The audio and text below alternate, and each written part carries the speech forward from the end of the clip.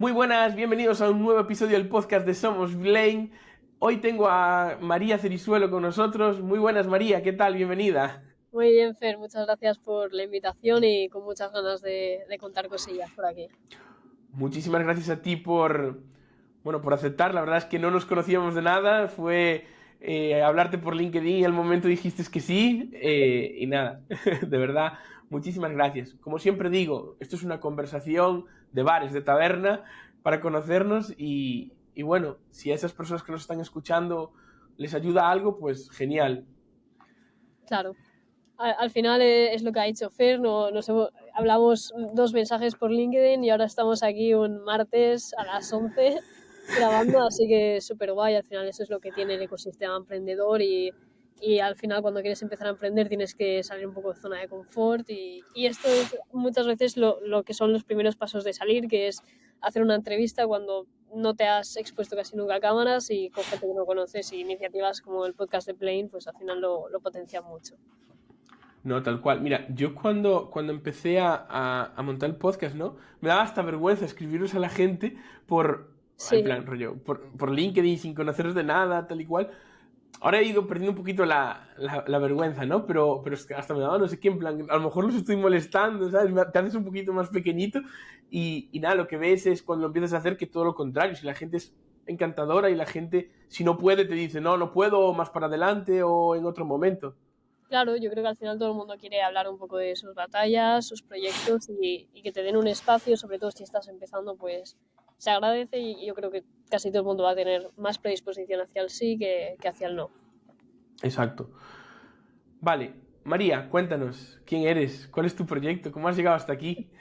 Bueno, yo soy María, tengo 22 años, hace unos 3 4 meses acabé la carrera en agosto y nada, ahora estoy emprendiendo, tengo un software B2B, un software as a service, se llama GuideSaaS, y el objetivo que tenemos es ayudar a empresas de retail a encontrar su mejor ubicación física a partir del análisis de datos y la conexión con inmobiliarias de confianza. Y bueno, llevamos 1 año y medio más o menos desarrollando el producto.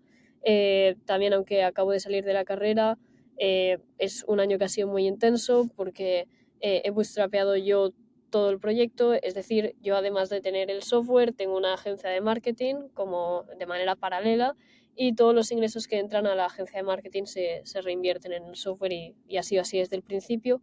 Sí que es verdad que ahora sí que estamos en vías de buscar un poquito más de financiación y pues eso nos lleva a ir a iniciativas como la de Adrián Saenz, que bueno, para quien no lo conozca es un youtuber dentro del ámbito de emprendimiento con más de 3 millones de seguidores y que organizaba un concurso en el que daba pues a fondo perdido 10.000 euros para un emprendedor con una idea de negocio.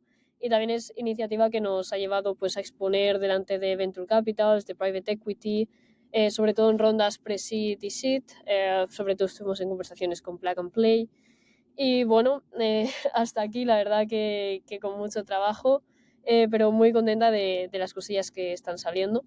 Entonces eso sería un poco el overview de lo que hago, de la trayectoria que me ha llevado a estar aquí y pues con un poco de suerte los primeros pasos de lo que será un buen camino, vaya. Yo la verdad, María, es que te conocí en esa entrevista en ese programa con Adrián, ¿no? Que Sí, quien no lo haya visto, joder, es súper recomendable. Después lo dejamos en los comentarios o en la descripción, porque la verdad es que lo hiciste súper bien. Es decir, se te gracias. veía que tenías el discurso muy bien montado. Es decir, estaba claro que eso es aprendido, eso no naces con eso. ¿Dónde aprendiste esas técnicas de oratoria, esa Sí, regla del 3 y demás que hacías en el discurso? yo la verdad que desde siempre me ha encantado el tema de oratoria, hablar en público siempre me ha gustado y sí es cierto que yo igual por mi manera de ser he tenido cierta facilidad, pero como tú decías, Fer, es algo que se aprende. O sea, esto no es las palabras vienen a mi mente y van saliendo solas por la boca, sino que tienes que aprender a darle esa estructura, a tener esos pilares. Y es algo que cogí sobre todo desde el principio de la carrera. Yo estudié en EDEM, que es la Escuela de Empresarios de Juan Roch. Desde el primer año estuve becada, así que vaya, también hubo mucho esfuerzo durante la propia carrera. Y durante ese periodo de estudiante, yo todo lo que había, que podía sacarme de mi zona de confort, que podía ponerme un nuevo reto, yo lo cogía. Entonces eso, pues por ejemplo, en el primer año me llevó a desarrollar proyectos para Vodafone, que luego tuvimos que exponer a su equipo directivo, entonces ahí ya tienes que prepararte y te buscas a quien sea, pues el primer profesor que sepa un poquito de oratoria y que más o menos de las clases bien, pues que me enseñe un poco.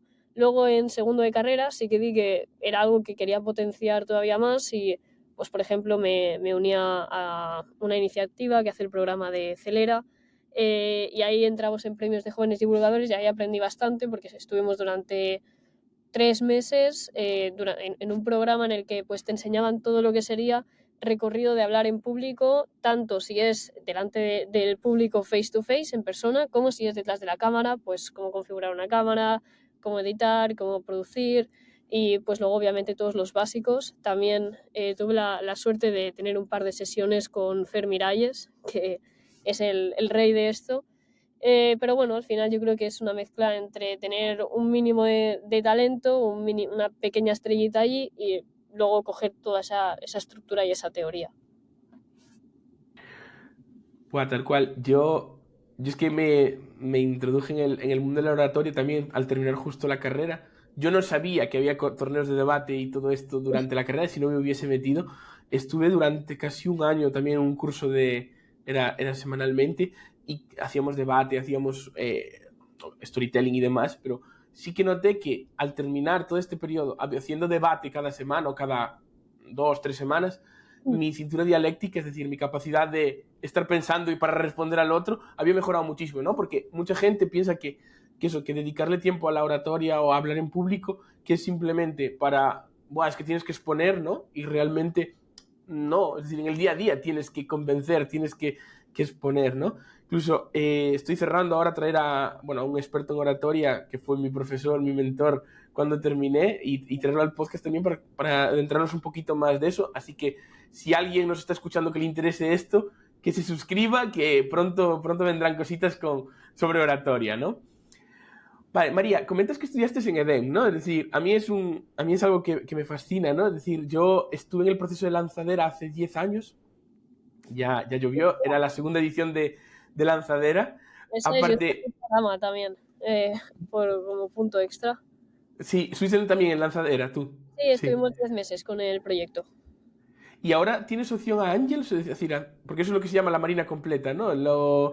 Eso es hacer toda la vuelta, o sea, para los que nos estén escuchando, es Marina de Empresas, lo ha fundado Juan Roch y tiene centro universitario que es EDEM, luego tiene Lanzadera, que es una aceleradora de empresas, y luego tiene Angels, que es un fondo de capital riesgo, bueno, como le queráis llamar, que meten pasta a las empresas que salen de Lanzadera. Entonces, un poco a ellos lo que le llaman hacer el ciclo completo es que tú empieces en EDEM, que empieces estudiando, que luego, mientras estudias, vayan saliendo ideas, que luego traslades a lanzadera y luego de lanzadera que se haga un proyecto que te puedan invertir. O sea, nosotros hemos hecho solo 2 de 3, de momento con Angels no hemos hecho nada, pero sí que es verdad que Angels, por ejemplo, sí que organiza ponencias junto con otros fondos de inversión y sí que hemos podido exponer delante de ellos. Pero como tal no hemos hecho todo el ciclo. Por ahora. No por ahora. Ojalá algún día, pero está complicado. ¿Qué estudiaste en EDEN? Yo estudié la carrera de ADE. De ADE, sí. Sí. ¿Y ya te entra así el germen, estudiando allí ya te entra el germen de emprendeduría, o es algo que ya tenías de antes? Yo creo que, a ver, no sé si lo tenía de antes, pero si lo tenía se potenció muchísimo. Y si no lo tenía, nació allí. Sí es verdad que yo creo que la carrera siempre está este debate, ¿no? De si realmente es útil o no. Yo creo que depende de cuánto la exprimas. Quiero decir, eres tú el que la estudia y tú el que vas a ver qué camino quieres coger según, pues, de qué manera te tomes los estudios. Sí que es cierto que en EDEN pues tenemos un poco la suerte o se nos invita mucho a participar en actividades que son extracurriculares. Entonces, sí que es verdad que desde el primer momento pues yo me centré mucho en esas actividades.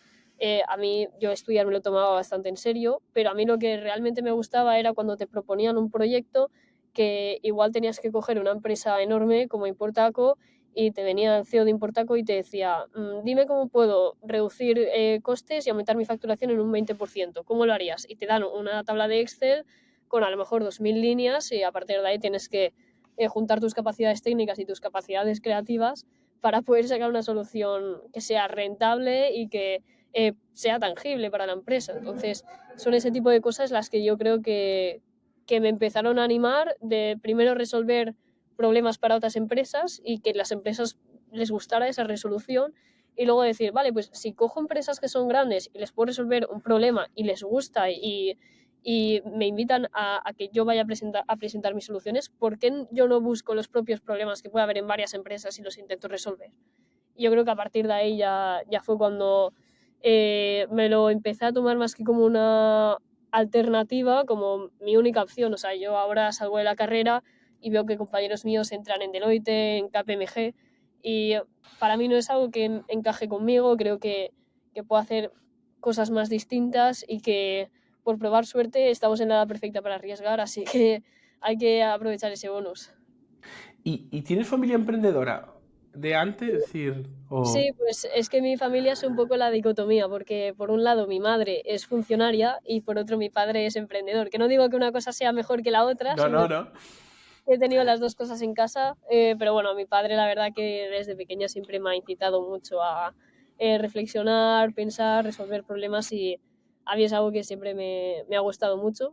Igual nunca lo había enfocado a emprender, pero creo que ahora uniendo los puntos y un poco viendo cómo ha terminado resultando en mi vida, pues yo creo que ambos me han invitado mucho a eso y al final pues ha sido el camino que ha terminado saliendo, de momento, vaya. Bueno, joder, si 22 años y ya bootstrapeando, es decir, porque comentabas que tienes una agencia de marketing y con lo que ganas reinviertes todo. Bueno, para los que nos estén escuchando, que no sepan lo que es bootstrapear, eso es financiarte a ti mismo, ¿no? Es decir, con tu propio capital. ¿Y en esa agencia de marketing eres tú sola o hay más gente? Sí, no, soy yo sola de momento. Lo que pasa que sí que tratamos con clientes bastante cerrados en el sentido de que a lo mejor tratamos con 3, 4 proyectos, no cogemos más proyectos a la vez y nos centramos mucho en eso. Es decir, nosotros tampoco queremos tener el approach común de las agencias de marketing, de yo te ofrezco unos servicios que son súper básicos, te cobro un retainer mensual de 1.400 y da gracias si te hago una campaña en Facebook Ads que te dé un ROI positivo, ¿sabes? O sea, nosotros realmente lo que buscamos es ese enfoque un poco más como Growth Operators o Growth Partners, que ahora se ha puesto de moda el término, que es básicamente ver el punto en el que empieza la empresa, el que quiere llevar y conectar los puntos que hay entre ambos y ir ejecutando acciones para pasar de A a B. Entonces eso también, o sea, al final nosotros lo que buscamos es confianza en los clientes, no tener alta rotación de clientes, mantener los mismos y a partir de ahí, pues a lo mejor, por ejemplo, yo propongo, vale chicos, pues tenemos que hacer este tipo de embudo y hay que hacer estos anuncios. Y al final creamos esas relaciones que son sólidas y que son duraderas.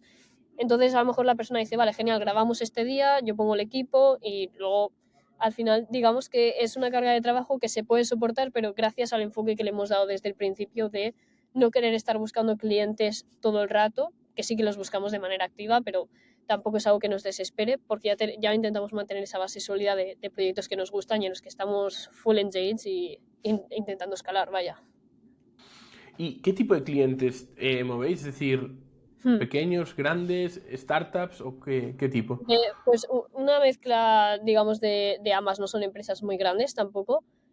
Algunas son startups, otras son empresas más de consultoría. Por ejemplo, ahora estamos trabajando con Sales Scaling, que desde aquí le quiero dar un saludo a John, que es el founder.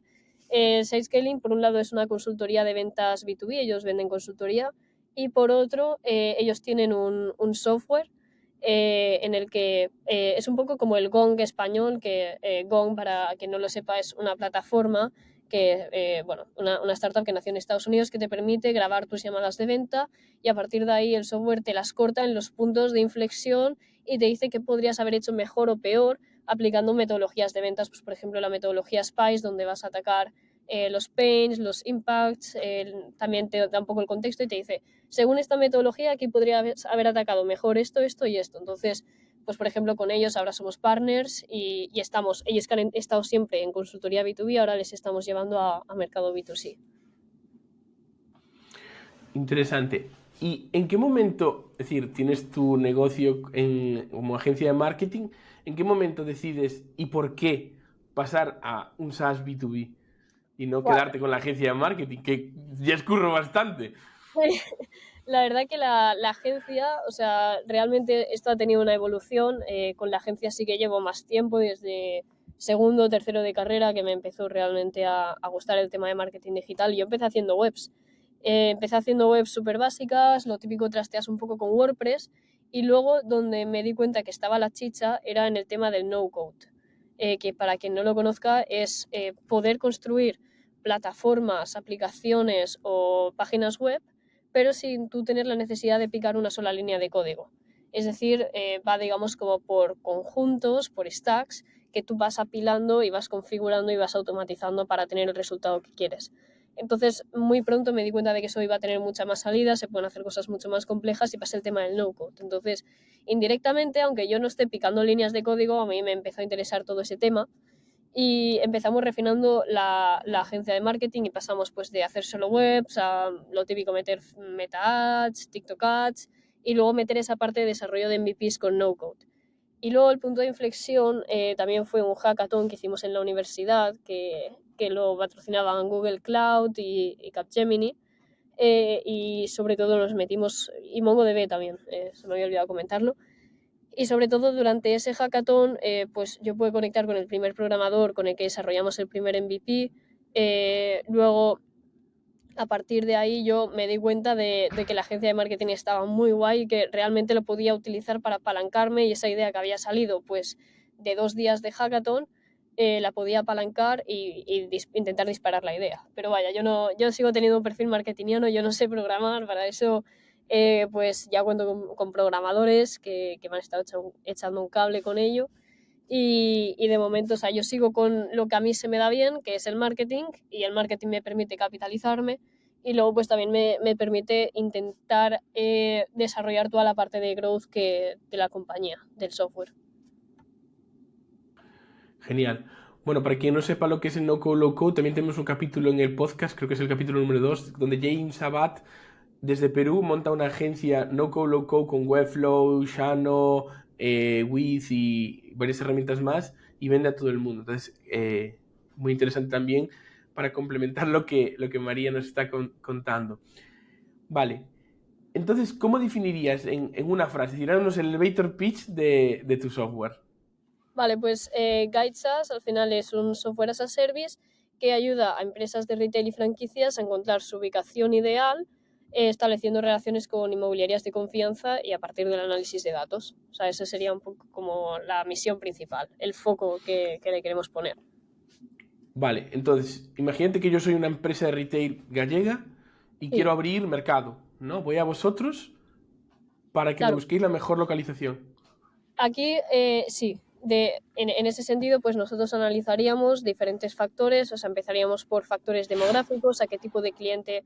El ejemplo que siempre pongo es uno de los use cases que nosotros hemos desarrollado con Clotzy Brand, que es una marca de ropa sostenible, que hablamos con ellos muy, muy al principio del proyecto, o sea, era como 1 año y medio, casi 2, y ellos al final lo que decían era: nuestro perfil es una persona súper hippie, es una persona vegetariana, vegana. Entonces, a partir de ahí nosotros construimos el perfil, digamos, un poco psicológico o de sesgos del consumidor. Y ese perfil lo solapamos con todos los datos demográficos que nosotros extraemos, que son los datos que seguramente cuando tú quieras abrir una tienda son en los primeros en los que piensas. Pues, por ejemplo, ¿a qué público me dirijo? ¿Hombres o mujeres? ¿Qué edad van a tener? ¿Qué poder adquisitivo tienen? ¿Por qué zonas puedo intuir más o menos que se mueven? ¿Cuál es mi presupuesto? ¿Cuántos metros cuadrados necesito? Si, por ejemplo, quieres vender, yo qué sé, marisco gallego, y necesitas pues un restaurante, lo que sería toda la superficie de cocina, salidas de emergencia y tal, todos esos requisitos legales también los recogemos, y entonces todos esos datos sociodemográficos que tú podrías pensar en un principio, nosotros lo convertimos en variables tangibles y los superponemos y los combinamos con todos los datos, digamos, más psicológicos del consumidor. Pues retomando un poco el caso del restaurante, pues por ejemplo, seguramente no te dirijas a gente vegana. Seguramente esas personas, si consumen marisco, ¿qué otros gustos pueden llegar a tener? ¿Por qué zonas pueden llegar a moverse? Es decir, nosotros con el tema de la tienda que vende ropa, que sea sostenible y todo esto, como es un perfil muy hippie, decíamos, vale, pues son personas que seguramente vayan a restaurantes veganos, que luego les encantan los herbolarios, les encantan las floristerías, tiendas de animales, y entonces nosotros podemos hacer un traqueo de aquellos intereses de consumo que puedan tener sus clientes y todo eso lo terminamos solapando. O sea, es un poco difícil de explicar, incluso yo como es un poco técnico puede que no me termine de explicar bien, pero es un poco los fundamentales. Vale, ¿y toda esta data de dónde sale? Me refiero, ¿la tenéis vosotros recolectada de alguna fuente pública o creáis vosotros? Exacto. Tenemos tres fuentes de datos, por así decirlo. Por un lado, todo lo que es la data demográfica de, pues retomando el ejemplo de la marca de ropa sostenible. ¿Cómo nosotros sabemos que esas personas también han ido a restaurantes veganos, que luego cogen y han ido a un herbolario? Normalmente con Google Maps eso es data que tú puedes ir extrayendo.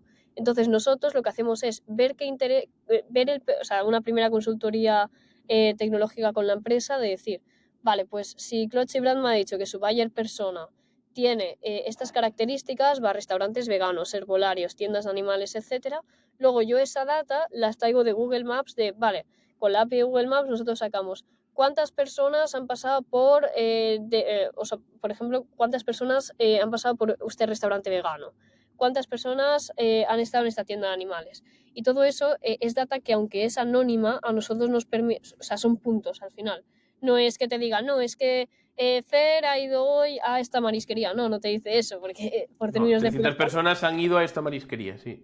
Exacto. Entonces nosotros esos datos los vamos recogiendo, los ploteamos en MongoDB y a partir de ahí los vamos solapando. Es decir, pues si 300 personas han ido a esta tienda, a este restaurante y luego han ido a un herbolario y luego han ido a una tienda de mascotas, es que se han movido por esta área. Es decir, las personas que tienen este interés se han movido por esta área. Y Pero te luego, da Google Maps, perdona, te da, es decir, que una persona ha ido al restaurante, después al herbolario y después... No. lo de Es decir, después es un poco más difícil, aún así creemos, o sea, eso todavía lo estamos investigando y ya te digo, yo de técnico ahí me pillas. nada, nada, Pero tranquila. sí que se podría, porque realmente, pero no sé hasta qué punto es público. Es decir, sí que sé que se puede, pero no sé hasta qué punto nosotros podemos recoger esa data. Porque, por ejemplo, Vale. no sé si yo, por ejemplo, soy de Castellón, pero trabajo en Valencia. Entonces, todos los fines de semana me vengo a Valencia. Y el coche, o sea, el Google Maps, nada más me subo el domingo por la tarde o el lunes por la mañana al coche, me dice, tienes una hora hasta Valencia. Y ya sabe exactamente que yo vengo a la oficina a Sí. trabajar. Entonces sí que sabemos que Google Maps lo puede traquear, pero no sabemos hasta qué punto es público. De todas maneras, nosotros solo necesitamos saber que 300 personas han ido a este restaurante, que 300 personas han ido a este herbolario y 300 personas han ido a esta tienda de mascotas. Luego esos puntos nosotros los superponemos porque lo que nos interesa es el mapa de calor. O sea, no nos interesa si tú has ido antes a una cosa o a otra, nos interesa saber que te has movido por esta zona, por este triángulo en el que tenemos esos tres puntos de interés. Entonces, pues seguramente nuestra marca de ropa sostenible la queramos localizar ahí, justo, pues por esa zona. Entonces, no es tan importante el por dónde se han movido, que también podría ser interesante en un futuro, sino cuál es el área, cuál es la zona. Entonces, ese Claro, sería, pero te interesa saber que es la misma persona, ¿no? Es decir, que, me refiero, porque a lo mejor hay 300 personas en el restaurante y 300 personas en el herbolario, pero no son las 300 personas esas, son completamente diferentes. sí, puede ser, pero aún así nos interesa el flujo que hay por la Ya, zona. vale. Es decir, no hace falta que sean las mismas 300 personas, pero si 300 personas han ido a un restaurante, 400 han pasado por un herbolario y 200 han ido a una tienda de animales, sabemos que ahí hay Sí, flujo. Y luego claro, que es nosotros, una zona a la que va gente con estos intereses. exacto, y nosotros ya luego con el mapa de calor podemos decir, vale, pues dentro de esta zona sí que es verdad que a lo mejor han ido más personas al herbolario que al restaurante. Entonces ahí pues podemos determinar que una zona sea más rentable que otra. Eh, Vale. Luego, por otro lado, la data de cuántas personas exactamente han pasado por un punto, que es un poco la cuestión que me estabas planteando, también la queremos poder llegar a medir. Y ahí es donde entra nuestra colaboración con las asociaciones, con la FAI, la Federación de Asociaciones Inmobiliarias, ya que queremos meterle una parte de hardware al principio para recolectar data. Entonces, es simplemente un sensor de movimiento que colocamos en todos los locales que tenemos disponibles y que vamos a ofrecer a las empresas que busquen un local. Entonces, con ese simple sensor nosotros podemos decir, vale, pues durante la semana por este local que está en el triángulo donde hemos detectado movimiento pasan 500 personas. Pero es que un local que tenemos a 2 calles más a la izquierda, hemos puesto otro sensor y por ese pasan 1500, ¿sabes? Entonces ya sabemos Sí, por sí. qué áreas exactamente hay flujo y además nosotros podemos llevar nuestras propias métricas de nuestros locales con esos sensores. Que eso todavía lo estamos desarrollando, es muy difícil porque hay que hacer muchos, es Sí. una inversión Es, nueva, pero me- es una es buena inversión solución. es inversión de hardware también.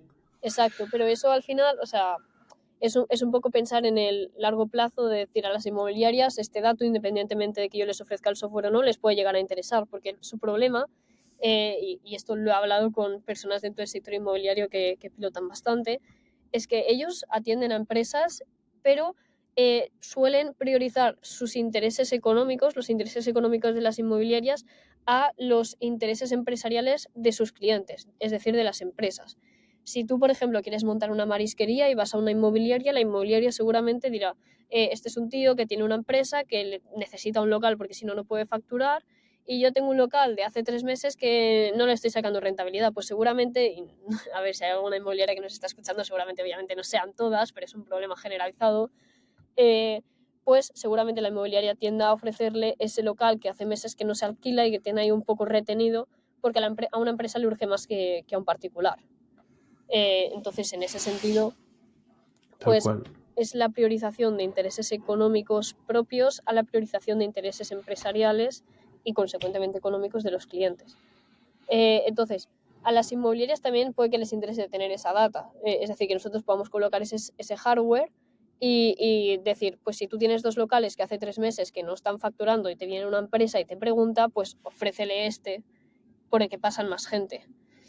Es un poco complicado, no sabemos tampoco cómo encajará con ellos, pero es una solución que se está trabajando y al final nosotros queremos entrar en ese conflicto de intereses que hay entre empresas inmobiliarias muchas veces, porque la rotación, como ya te digo, después de haber estado haciendo bastantes entrevistas a las dos partes, a inmobiliarias y a empresas, pues hemos podido un poco verificar esta hipótesis.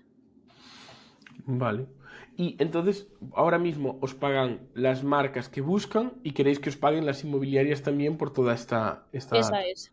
O sea, nosotros queremos, como explicaba en el vídeo de Adrián, que haya un doble canal de entrada de cash. O sea, por un lado, que si una empresa necesita, pues soy una marca de ropa y quiero abrir en Madrid, pues que esa empresa acuda a nosotros como consultoría de datos y nosotros cobrarle por un modelo one shot, de decir, vale, nosotros te hacemos el servicio y nosotros estamos conectados con la FAI y directamente te decimos cuál es el local más óptimo, cuál es la zona más óptima y luego las inmobiliarias te ofrecerán ese local.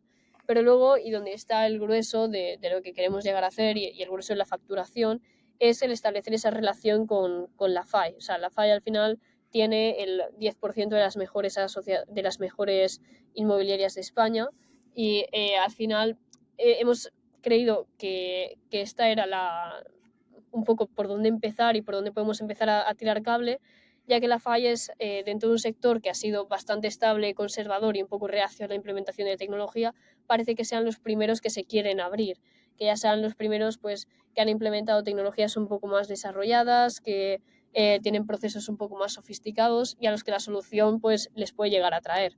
Entonces, la FAI creo que ahora actualmente tiene entre 500 y 600 inmobiliarias y nosotros el objetivo que tenemos es, si estas inmobiliarias ya hemos contactado con ellos que a lo mejor una vez al mes o 2 veces al mes les puede llegar una empresa que está buscando un local y esa empresa les puede pasar de tener un lifetime value de 3 meses porque han elegido una mala ubicación, no les está yendo nadie y entonces a mí me van a dejar de pagar el alquiler porque se van a cambiar, se van a trasladar, incrementar ese lifetime value a lo mejor a un año o dos, lo que dure el negocio, porque la empresa sí que está bien ubicada, va a tener más flujo de clientes y por tanto va a hacer más caja. Y entonces esa prolongación de lifetime value nosotros lo podamos, nos lo podamos retribuir como software con una suscripción mensual. De decir, nosotros por una suscripción de entre 500 y 800 te damos el servicio que tú necesites del software, te damos las consultorías que necesites de datos y a partir de ahí tú vas a ser capaz de atender mejor a las empresas y pues yo obviamente me llevo esa retribución de lo que a ti te va a reportar en el futuro, alargar el valor de un cliente que normalmente se te va enseguida. No sé si me he explicado bien. Sí, sí, sí, no, tal cual. Aparte, conviertes, bueno, un cliente, es decir, un modelo de negocio que sería one shot, ¿no? Es decir, de pagarte una vez a un recurrente, ¿no? Porque las inmobiliarias, en el momento que dejen de pagar, dejarían de tener acceso, ¿no? Entonces, Exacto, como... esa es un poco la magia del SaaS y también una de las barreras que nos encontramos al empezar a desarrollarlo, porque cuando te viene una idea así, tú dices, es la leche, pero cuando dices, ¿dónde le puedo sacar punta? ¿De dónde voy a sacar cash para todos los meses, lo que haga falta, pues poder ir cubriéndolo? Y al final nosotros nos dimos cuenta de que las empresas iban a las inmobiliarias. No es que estuvieran indecisas entre consultoras que les pudieran dar su mejor ubicación, sino que directamente y por comodidad se van a las inmobiliarias. Entonces, nosotros inicialmente tomamos a las inmobiliarias como nuestro mayor competidor, cuando no es así. O sea, puede que sea nuestro mayor aliado y que las empresas, como van directamente a ellas, pues las inmobiliarias nos puedan hacer un poco como de embudo de captación de clientes y nosotros podamos tener un MRR, o sea, un mensual revenue, un poco más estable, ya que las inmobiliarias pues podemos cobrarle la Sí, magia del SaaS, que es ese servicio de suscripción. tal cual. Eh, Hablas siempre en plural y de la tecnología. ¿Cuánta gente sois en el equipo? Hemos llegado a tener 2 programadores, es pequeño, también al ser bootstrapped se hace lo que se puede, pero al final es como lo que dije en el equipo de Adrián, nosotros ahora toda financiación la necesitamos destinar a equipo, si no vamos muy lento, el mercado cambia muy rápido y en un SaaS cuanto antes lo lances, pues antes puedes iterar y antes puedes mejorar. Siempre hablo en plural también porque como tengo la agencia por otro lado es como que ese sesgo un poco de llevar tantas cosas que dices, joder. No, no, tal cual. No, aparte como que al escucharte hablar como que da más empaque, ¿no? Es decir, Sí, incluso, joder, hay mucha gente, ¿no? Que lleva equipos y habla en presente, en primera persona y es en plan, no has sido tú, claro, ¿sabes? sí, Que ha sí, sido tu equipo o habéis sido tu equipo. Pues eso sí. está guay ya que, aunque seas tú sola o No, tú o ya sea, que ya te realmente, vayas acostumbrando para el día que en el cual, si hay muchos, no hables de tú sola, ¿sabes? Que, claro. O sea, a ver, al final hemos llegado a tener 2 programadores en plantilla, ahora estamos con uno. Y luego también para el primer cuatrimestre de 2025 sí que para la agencia de marketing seguramente tengamos que meter un freelance, un part-time o algo así. Entonces, eso te iba a preguntar, ¿por qué en plantilla y no tirar de un fractional o un freelance que te pueda ayudar como colaborador? también por desconocimiento inicial, porque o sea, yo salgo de la carrera Sí, y sí. sé que es un freelance porque yo he sido freelance, pero tampoco sé hasta qué punto te podré... O sea, un programador en plantilla, me refiero a ese programador hace también más proyectos, Sí, sí. no está conmigo solo, pero sí que es verdad que un freelance a lo mejor tienes más rotación, no sabes la calidad del trabajo que te puede llegar a hacer. Yo empecé desde la primera vez con un programador y lo prolongamos bastante, no ha habido ningún problema, ha trabajado bien, así que Sí, bueno, a ver, es una forma de contrato laboral, ¿no? Es decir, el sí, problema de que no sabes cómo te va a trabajar lo tienes también contratándolo por cuenta ajena, ¿no? No, también, no claro, hay problema. Vale, te quería preguntar justo de lo que acabas de decir ahora. Sales de la carrera y sí. tienes que empezar a pagar nóminas, buscar clientes. ¿Te has encontrado con un ¿a dónde vas que tienes 22 años, bueno, 20 años o algo Sí. por el estilo? ¿O cómo ha sido salir de la carrera y montar una empresa? A ver, yo durante la carrera pues siempre hacía lo que te he contado, de empezar haciendo páginas web, intentar sacar un dinerito extra, eh, pero la verdad que es bastante complicado. Yo he salido, ves que todo el mundo tiene un trabajo estable, que tus amigos han encontrado pues esa estabilidad, ese trabajar 8 horas y luego irte a tu casa y poder desconectar. Y que tú te has metido en una movida que hay veces que no tiene ni pies ni cabeza, que no sabes por dónde vas a tirar, no sabes cómo va a ir el siguiente mes, eh, no sabes tampoco en el largo plazo if it will pay off, o sea, si realmente va a tener un comeback de todo lo que has invertido, de tiempo, de esfuerzo, de dinero, y es complejo, o sea, es muy abrumador sobre todo. Yo diría, lo definiría como abrumador, vienen demasiadas cosas, demasiadas oportunidades que quieres coger, al mismo tiempo yo soy la primera que sé que tengo un montón de cosas que aprender, entonces también quieres formarte todo lo que puedas y al final es tener como un torbellino en la cabeza todos los días, a todas horas. A ver, yo si te sirve mi experiencia, es decir, yo cuando terminé, había que decía máster, doctorado, tal y cual, yo no hice nada, yo simplemente me fui al mercado laboral, pero yo empecé en una startup. Sí, Año 2013 más o menos, post-crisis económica, bueno, final de la crisis económica del 2008. Lo puedo decir públicamente, que creo que ganaba 250 euros al mes o una cosa así, me ya, refiero, en sí, aquel momento, y en aquel momento te decían suerte que tienes trabajo, ¿sabes?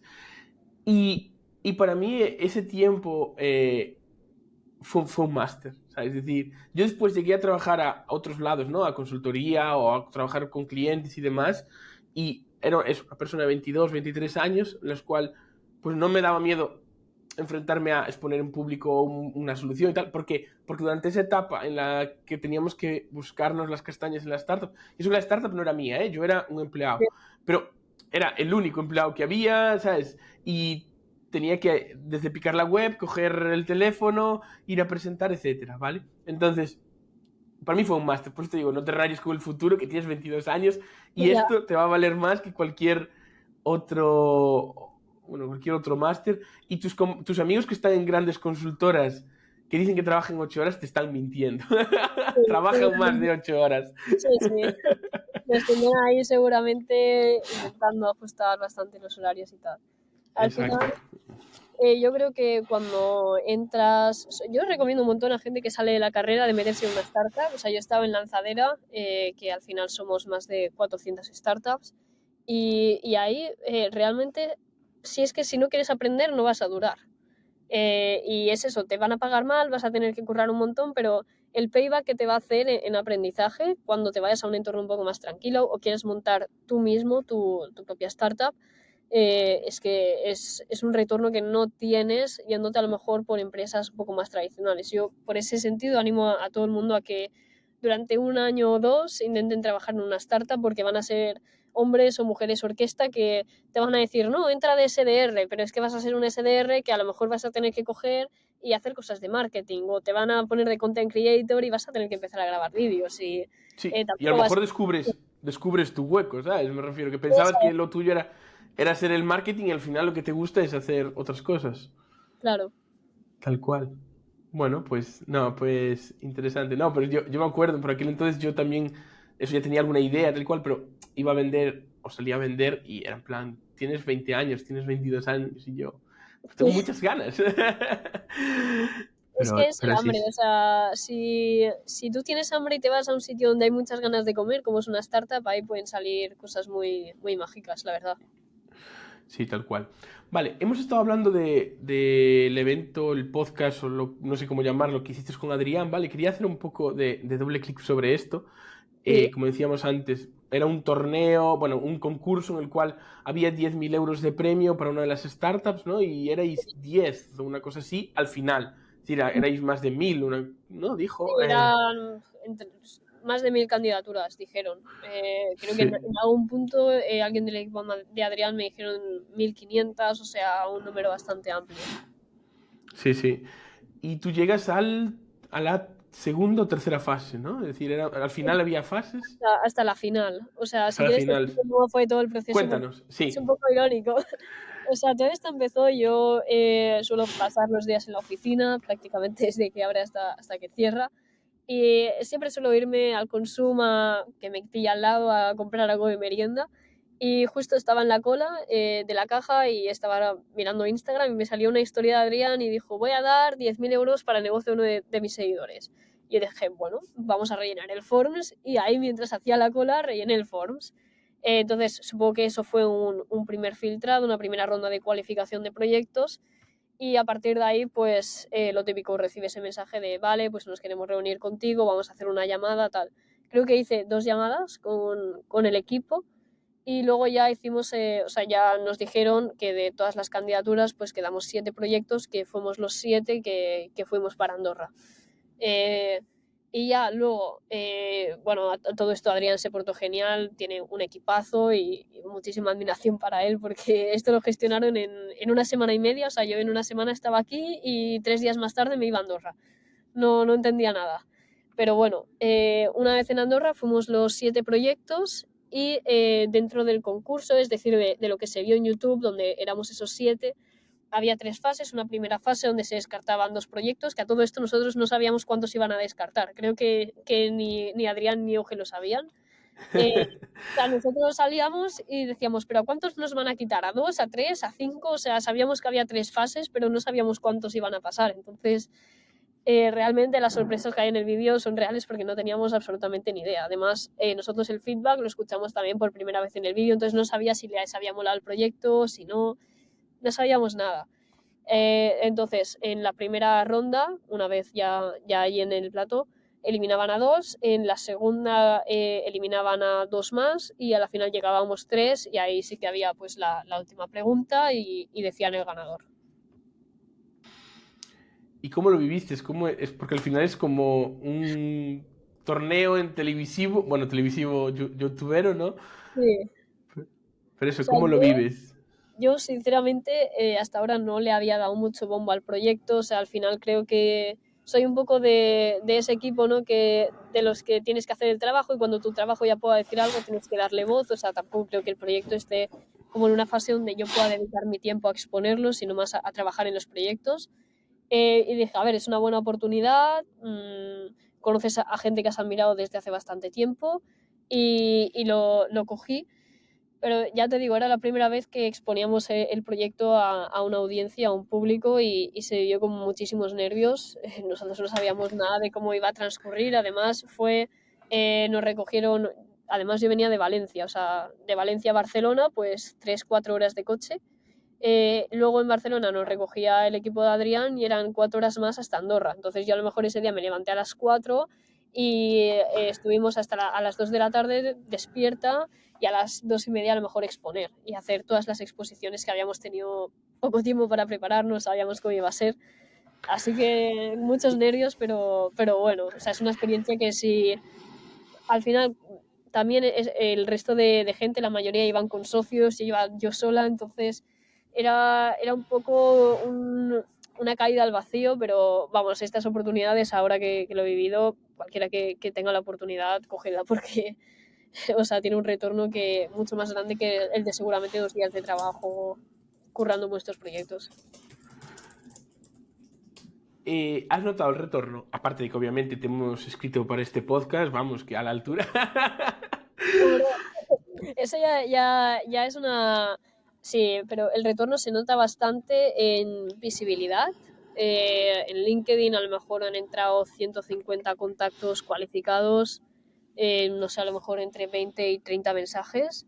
Y luego también algún inversor por ahí ha asomado cabeza cuando ha escuchado hablar del proyecto, así que sí, o sea, yo creo que es algo que se puede exprimir mucho y que si no tienes tiempo para... o sea, yo por ejemplo no he tenido tiempo de crear una iniciativa como un podcast, de hacer contenido, o sea, no tenemos ni web porque no me da la vida. Claro. Y el coger de repente y tener ese sprint, ese súper altavoz, te ahorra muchos esfuerzos para el poco tiempo que has invertido. En esto de la creación de contenido, para que te conozcan 150 personas, a lo mejor tienes que hacer eh, piezas de 5, o sea, tener 5 o 6 horas de contenido tuyo que puedan ver y que te puedan cualificar como autoridad para hablar de un tema.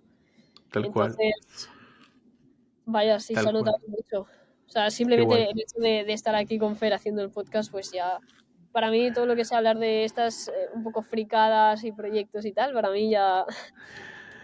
Nada, tal cual. Al final también es salir de la zona de confort que a veces también mola mucho, ¿no? Sí. Bueno, comentabas lo de que has ido sola, que no te da la vida. ¿Has pensado alguna vez en buscar un socio o socia para este camino o te ves A ver, como... yo soy muy partidaria de que si lo puedes tirar solo, tíralo solo. También es verdad que con mi paso por lanzadera me he dado cuenta de que tener un CTO es fundamental y si en algún momento puedo encontrar una buena CTO, estoy segura de que podríamos sacar porcentajes y meter en el proyecto, porque al final, si no encontrar a alguien que sea un buen programador, que tenga ese conocimiento, que te pueda dar esa estructura tecnológica que tú no puedes tener, me lo plantearía, pues eso, tener un CTO sobre todo a nivel de socios. Aún así, bueno, esto lo dice Juan Roch, el número ideal de socios es impar y menor que 3, así que un poco con eso. Tal cual. Vale, ¿y cómo ves el impacto de la IA en tu negocio? Es decir, estamos en un momento en el cual se oye por todos lados inteligencia artificial, inteligencia artificial. Es decir, ¿cómo impacta o cómo crees que va a impactar en tu negocio? Tanto en la agencia, que me Sí. interesa mucho, en la parte de generación de contenido y demás, como en tu proyecto más de SaaS. Sí, pues a ver, sobre todo en el SaaS, ya te digo, al yo no tener ese conocimiento técnico, yo por mi parte la quiero meter 100%, no sé de qué manera, no sé si, eh, ya te digo, son fundamentos de desarrollo que son muy complejos, pero sí que además podría casar muy bien en toda la parte de interpretación de datos, cómo se gestionan, cómo se entregan a los clientes. Ahí sí es cierto que no sé cómo integrarla, pero sí es una visión a futuro. Y en la agencia de marketing, la verdad que prácticamente todos los días, o sea, al final yo, por ejemplo, utilizo mucho Make, N8N, y el poder meter una variable como ChatGPT que te lo procese, que, o sea, yo, por ejemplo, para las facturas y los tickets de la empresa me he hecho una automatización que le subo la foto, me la mando a mi propio Gmail y ChatGPT, o sea, a través de meter un JSON y luego conectarlo con ChatGPT y pasártelo a un Google Sheets, yo tengo en un Google Sheets todos los gastos. Entonces, si viene la trimestral, cojo eso y lo paso a la gestoría y ya está. O sea, te quita muchos dolores de cabeza. Va a ser una herramienta, yo creo, 100% determinante para qué empresas van a tener más o menos éxito en el tema de marketing, estoy hablando. Al final, no creo que la IA tampoco en el corto plazo pueda llegar a sustituir a una profesión como tal, pero sí se va a notar mucho qué profesiones y qué perfiles la saben exprimir al máximo y por tanto o sea, les va a potenciar o les va a proyectar a ser profesionales mucho más eficientes en un futuro cercano. Y ya en el largo plazo, pues yo no sé qué pasará. O sea, eso ya... En serio. Eso ya es, cedo al aire y a ver qué pasa. Sí, sí. Vale, bueno, ahora vamos a cambiar un poco de tercio. Creo que ya conocemos a la María emprendedora, el proyecto y demás. Ahora que, bueno, me gusta entrar un poquito en por qué este camino, ¿no? Es decir, Okay. ya lo hemos tomado un poquito, pero bueno. Eh, para ti, ¿cuáles son los mayores desafíos que te has enfrentado durante este inicio de proyecto? A nivel un poco personal o Sí, más... Ok. sí. Yo creo que el principal es el síndrome del impostor. O sea, creo que lo tenemos muchísimos emprendedores que, es decir, como yo con 22 años voy a venir, voy a montar un software y encima me lo voy a financiar con otro proyecto que no sé si va a salir bien. Yo diría que ese es el primer bache. Luego el segundo diría que es la incertidumbre que tienes todos los días, porque esa incertidumbre se traduce en presión y no todo el mundo puede aguantar niveles muy altos de presión. Eh, Al final, si tú no sabes lo que va a pasar mañana, ni pasado mañana, ni la semana que viene, o sea, yo me organizo por semanas, pero hay semanas que del lunes al miércoles me cambia todo el planning. Y eso también es algo que tienes que tener una cierta predisposición. Y luego yo creo que algo que se habla bastante poco y que puede que ahora esté cambiando un poco también con el tema de comunidades emprendedoras y pues tener este tipo de iniciativas y tal. Pero yo creo que es un poco la soledad que tienes al emprender. Son muchas horas trabajando que si eres solo entrepreneur o eres tú solo con los proyectos, al final son muchas horas delante del ordenador, que vas a tener que decir que no a muchos planes porque no vas a poder, no vas a tener esa, por muy bien que te organices, no vas a tener esa capacidad de tener el tiempo libre que otras personas tienen. Y creo que eso termina pasando bastante factura también. También es una cosa que te curte mucho, que te ayuda en tu desarrollo personal y que al final eh, te, te va, digamos, a dar ese plus de aguantar la presión, de estar tú solo, te va a terminar construyendo, pero en el corto plazo y incluso en el medio es un pain muy grande que tienes que asumir. No sé si a ti te ha pasado, Fer, alguna de estas. Todas. Sí, Y me pasan aún día a día. Tal cual. Tú estás en Valencia, ¿no? esa. ¿Cómo ves el ecosistema de startups en Valencia? A ver, yo creo que igual estoy muy sesgada porque yo estaba en lanzadera 10 meses haciendo todo el programa, o sea, estuvimos 4 meses, yo hice mis prácticas de la universidad en mi propio proyecto y como el proyecto ya estaba en lanzadera, yo las hacía en lanzadera y luego estuvimos 6 meses del programa.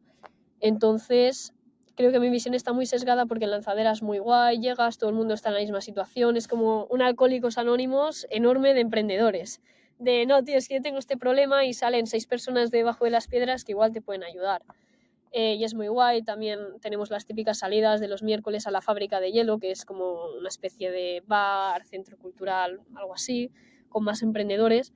Y Qué guay. luego también están los CEIs, que son los Centros Europeos de Innovación, creo que es el acrónimo. Y en Valencia también hay alguno, intentamos tener bastante sinergia con ellos también. Entonces, ahora, por ejemplo, estoy a 10 minutos de lanzadera, pero estoy en otro coworking, que también son emprendedores.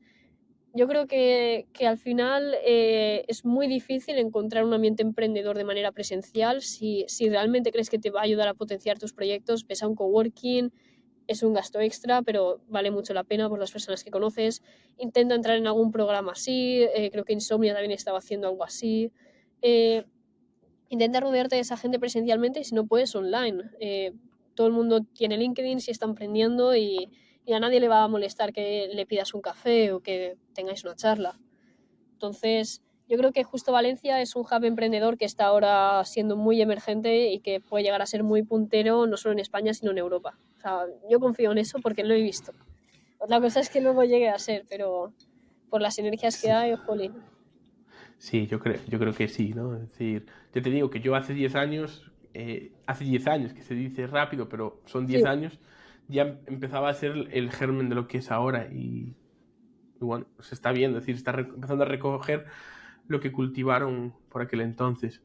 exacto. Vale, y en esos momentos de desmotivación, María, en Sí. plan de mandarlo toda la mierda, porque seguro que los has tenido, O sea, ¿cómo consigues mantenerte motivada? yo creo que en esos momentos muchos, incluso yo a veces, pecamos de querer seguir empujando y seguir queriendo que la rueda gire cuando la rueda ya es un cuadrado y por más que la empujes no va a girar porque hay muchos factores externos. Estás agobiado, estás cansado, tienes burnout. Lo mejor es desconectar. A mí me sirve mucho volver a mi pueblo, estar con mis padres, con mi familia, con mis amigos.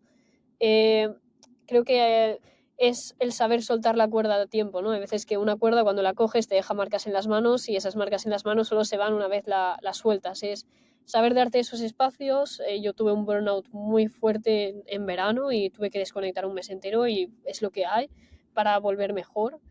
Entonces a mí lo que me sirve mucho es reconectar. Yo creo que hay muchas veces que te crees que tu proyecto es todo. O sea, abres el ordenador, proyecto, cierras el ordenador, llamada, proyecto. Y hay muchas veces que dices, ostras, es que yo antes de empezar esto tenía una vida que era mucho más tranquila y que sigue estando ahí. O sea, ojo que la has dejado porque tú quieres, no porque haya desaparecido.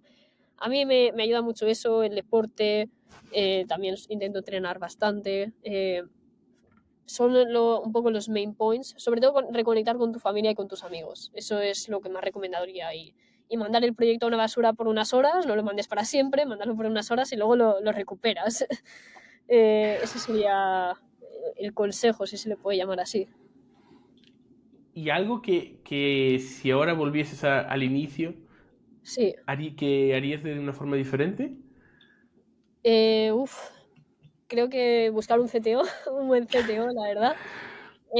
Pero a nivel de empezar el camino en el emprendimiento, igual el dejar que las circunstancias externas me influyeran menos, olvídate de las voces que hay fuera, tienes tu camino, tienes que centrarte en esto y tiene que ser un camino que tú puedas trazar, porque yo digo, voy a montar un SaaS B2B, vale, ¿cómo lo vas a hacer? ¿Cuál es el primer paso? Si ese primer paso te falla, ¿cómo es la corrección que vas a tomar? Creo que es el tener un poco de paciencia contigo mismo, asumir que te vas a equivocar y sobre todo el crear una visión a largo plazo. Yo con la agencia de marketing lo que quería al principio era pues sacarme un poco de dinero, hacer un par de webs y con eso pues pasar la carrera bien. O sea, bien me refiero teniendo pues para tus gastos y tal. pero luego lo dices, vale, si yo quiero que esto realmente, o bien el software o bien la agencia, lleguen a ser cosas grandes, voy a tener que poner unos buenos cimientos, voy a tener que tener un buen canal de adquisición, cómo voy a retener clientes, cómo voy a aportar valor. Creo que muchas veces nos centramos en dar el primer paso y está muy bien, pero ese primer paso, ¿hacia qué dirección te lleva? ¿Cuál es la big picture? O sea, lo que quieres conseguir en 5 años. Es un proyecto que si tienes una visión para 5 años te va a ser más difícil de dejar. Entonces, yo diría un poco eso, tener un camino, seguirlo, ir dando pasos, tomándote tus tiempos y teniendo paciencia contigo mismo. Pues mira, que bien has enlazado con la siguiente pregunta. ¿Dónde ves tus proyectos en 5 años? Esa es. A ver, a mí me gustaría mucho que la agencia de marketing continuara. A mí el marketing me apasiona. Entonces, que eso pudiera despegar y me diera el capital suficiente como para también meterle la inyección que merece el software. Igual con el software me gustaría cerrar una ronda, empezar a desarrollarlo, cerrar esa colaboración con las inmobiliarias y que sea algo activo. Y digamos que en general ser capaz de crear una red de crecimiento empresarial, que esto ya es un poco más... O sea, a mí me encantaría, cuando tenga un poco más de conocimiento, un poco más de experiencia, crear una comunidad con emprendedores que empiecen igual, que quieran meterse en una parte de marketing un poco más técnico, que tengan ese interés por desarrollar algo tecnológico. Entonces, tener esa parte de comunidad, luego tener esa parte de crecimiento online, de poder darlo con... O sea, sería como la comunidad crecimiento personal y profesional. Luego tendríamos la agencia de marketing como crecimiento online y luego el software, que sería crecimiento dentro de Tech y crecimiento a nivel a nivel de desarrollo vaya, físico, o sea, de que los negocios físicos puedan seguir creciendo y escalando, que el ser un lugar físico tengas las menores barreras de entrada posibles, porque nosotros podamos proveerte el conocimiento para implementar los locales físicos que necesites y eso poder complementarlo con el online. O sea, la idea sería crear una red de crecimiento. ¿No? No sé si me he explicado, es un poco fumada, pero bueno. Tal cual. Vale, te voy a hacer una pregunta que es un poco joder, pero te la van a preguntar seguramente, si los ya te la han preguntado ya los inversores, que es, tienes dos negocios, ¿no? Sí, Que son bastante dispares. Es sí, sí. decir, ¿por qué no apostar por uno? Más que nada porque al final la edad y el capital que tengo es difícil, o sea, yo si corto el grifo de dinero no puedo continuar con el software y por otro lado el marketing es mi pasión, entonces igual peco un poco de querer irme a lo que sé hacer, a lo que me encanta y luego tener el sueño de montar el software, entonces hay que ver cómo poder compaginarlo en el largo plazo, en el corto pues seguramente no sea muy sostenible tampoco, o sea, es ir haciendo un poco de malabares. Yo la idea no la quiero abandonar nunca, simplemente poder acumular el capital suficiente para o bien tomarme un tiempo de lo que me da dinero y poder centrarme en eso, o bien poder meterle el capital necesario al software y despegarlo. Es un poco difícil, de hecho creo que la edad aquí juega muy en tu contra, porque a lo mejor si ya has trabajado 3, 4 años, tienes más experiencia, no te gastas dinero en errores que ya has aprendido porque son los errores de otro. Y además tienes esa posibilidad de decir, vale, tengo dinero ahorrado, lo voy a meter aquí, sé que puedo tener un runaway de 6 meses y en esos 6 meses no me tengo que preocupar de trabajar ni de generar dinero, sino simplemente es con el software. Entonces es complicado, o sea, además sí, es una pregunta que ya me han hecho un montón de veces en lanzadera.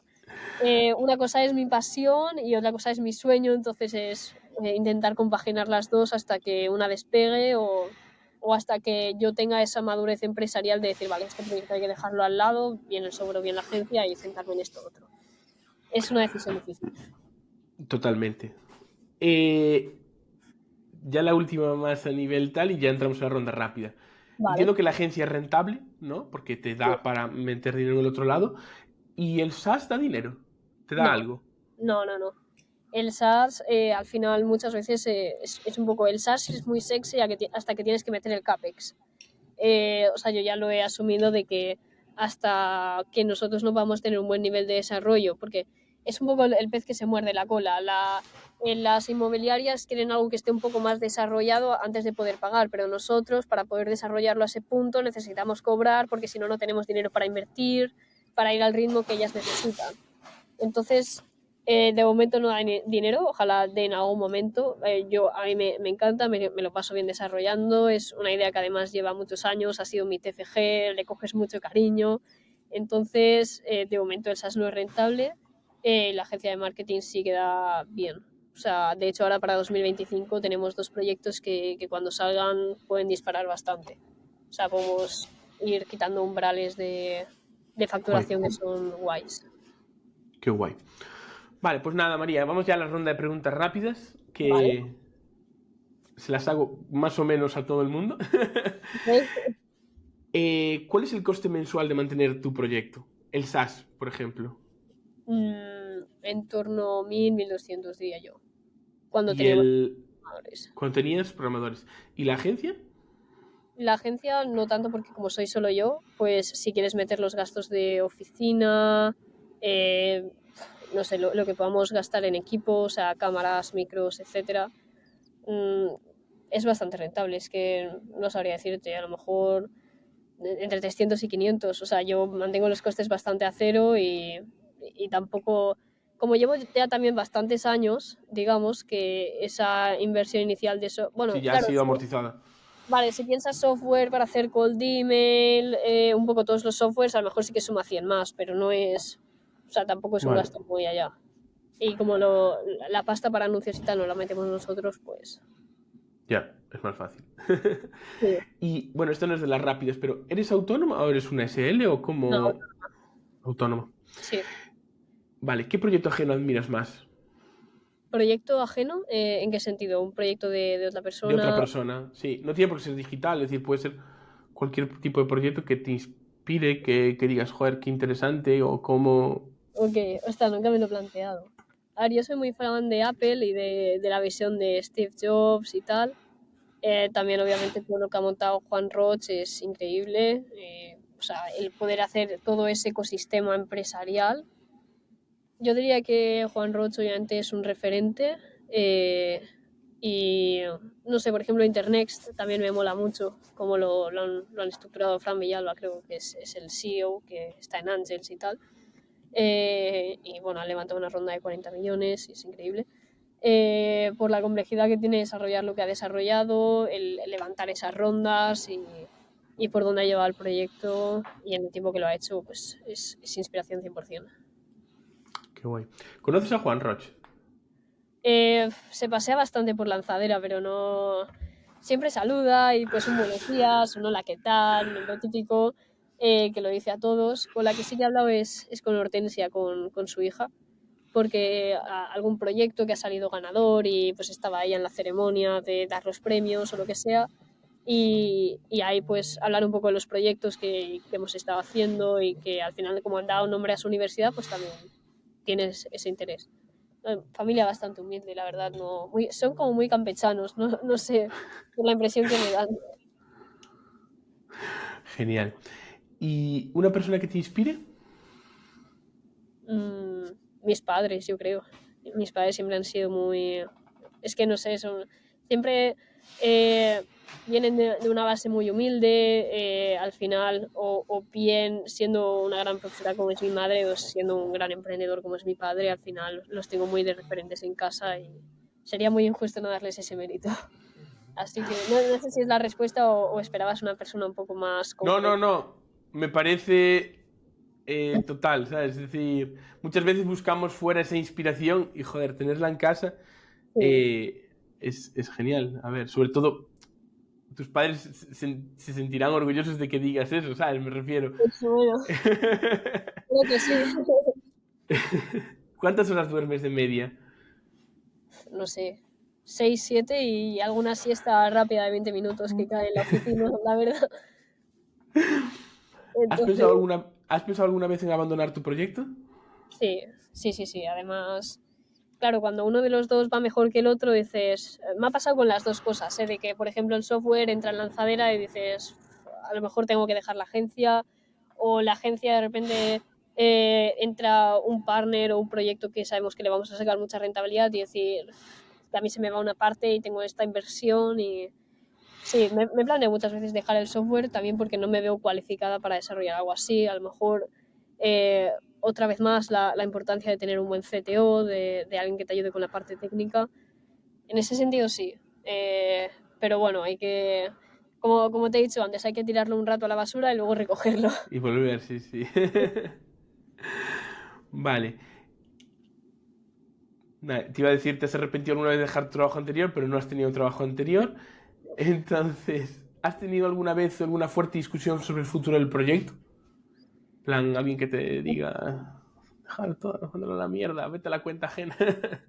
O algo Así así. como, mis padres es que siempre me han apoyado un montón. Sí que es verdad que yo, por ejemplo, cuando estaba en segundo o tercero de carrera, pues ya empezaba, tenía bastantes ideas, proyectos en mente que pues ya estaba con lo de marketing y a lo mejor decía, pues no sé, ¿por qué no creo algo, por ejemplo, similar a lo que has dicho de este chico que vino a uno de tus episodios del podcast, una agencia de no-code o... eh, y mis padres sí que eran un poco más reacios al principio porque mi padre ha visto la cara muy buena de emprender y la cara muy mala. Entonces, en algún momento, no ha sido discusión, más bien una advertencia. Y a lo mejor luego, pues en lanzadera, que son un poco militares, sí que te dicen, pero eso de 2 proyectos no puedes, tienes que ser solo con uno. Alguna discusión así, pero bueno, al final creo que también entienden que si estás bootstrapeando, pues obviamente no puedes dejar un proyecto por otro. Que te pongan un par de millones y tiras por uno solo. ¿Sabes? Eso decía yo, dejadme hablar con Ángels y lo arreglamos. Pero bueno. ¿Consideras que el éxito depende más del esfuerzo o de la suerte? La suerte llega mientras te estás esforzando 100%. O sea, entonces, de las horas delante del ordenador y de tener el proyecto en mente no te las quita nadie. O sea, suerte es que te toque la lotería. No existe algo como tal. Llegan las oportunidades que son raras y que tú puedes aprovechar porque tienes un track record de trabajo, de sacrificio y de dedicación que si no estuviera ahí no podrías aprovechar esa oportunidad rara a la que podrías denominar como suerte. Genial. ¿Y si te dieran 1 millón de euros por alguno de los dos proyectos, lo aceptarías? Sí, Y honestamente. venderlo, ¿no? Es decir, desligarte completamente. Sí, sí, sí, al final también es lo que hablábamos, tema económico está siendo el mayor bloqueador para desarrollar cualquier software. Y a mí lo que me gustaría es que la idea saliera y que realmente pudiera ayudar a emprendedores. Y sé que si alguien tuviera el capital, ese capital se podría transformar en profesionales que pudieran hacer la idea más tangible. Entonces, pues sí, sinceramente. Por la agencia, no tanto, porque una agencia nunca puede llegar a valer tantísimo a no ser que crees más cosas. Y a mí, yo soy perfil marketingiano, así que es un poco. En fin, creo que es algo que se podría desarrollar yo y llevar a esa valoración, pero por el software en el que está, en el estado en el que está ahora, sí. Genial. Vale, y ya por último, ¿a quién recomendarías como invitado del podcast? Pues te voy a recomendar a dos, que además Genial. seguramente se quieran venir, que justo estamos como partners en un proyecto. Por un lado, lo comentaba al principio del episodio, a John Under de Self Scaling.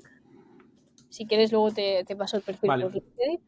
genial. Y a Will Martín, que es un chico de 22 años que tiene una agencia, se llama Founder Video y están ahora en 30.000 mensuales. Tienen una comunidad también, un canal de YouTube con casi 5.000 suscriptores. Y es un chico también súper válido. Estamos trabajando ahora los tres en un proyecto que va a salir en 2025 y que 100% merece la pena traerlos o juntos o por separado, pero son dos mega cracks. Genial, vale, pues nada, después ya me pasas y Exacto. ya los invitamos a venir. Claro, sí, seguramente te digan que sí, no te preocupes. Pues nada, ya por último, ¿dónde te podemos encontrar? Pues principalmente en LinkedIn yo leo todos los mensajes, o sea, contesto a todo y al final si alguien quiere hacer un approach directo, por LinkedIn lo mejor. Genial. Entonces, si quieres te paso ahora luego el link también. Ah, Y sí, sin problema. Después lo dejamos, siempre lo suelo dejar abajo en la descripción, así que nada, cualquiera que se perfecto. pase por ahí sin problema. María, mil gracias, de verdad, ha sido una charla súper enriquecedora, es decir, hemos conocido muchísimas cosas. Sí, Espero que te haya gustado y que te hayas sentido cómoda también. sí. Mil gracias a ti, Fer. O sea, es mi primera aparición en una cosa así. No me esperaba salir en un podcast. Así que cuando quieras y enhorabuena por la iniciativa de dar voz a emprendedores un poco más pequeños y que puedan dar un poco esos aprendizajes que empiezas cuando te metes en el fango, que lo veo muy interesante. Totalmente. Y nada, a todos los que nos escuchan, como siempre, muchísimas gracias por haber llegado hasta el final. Que compartan esto, es decir, no que le den like, suscriban esas cosas, que también, pero que lo compartan a gente que a lo mejor tiene esas ganas o está empezando para que, bueno, que escuchen un poco la realidad o la motivación de otras personas para o ir adelante o ir para atrás, como lo digo siempre, pero eso, que puede ser muy interesante para, bueno, para ayudar. Y como cada lunes, nos vemos la próxima semana. Un saludo y hasta luego. Hasta luego.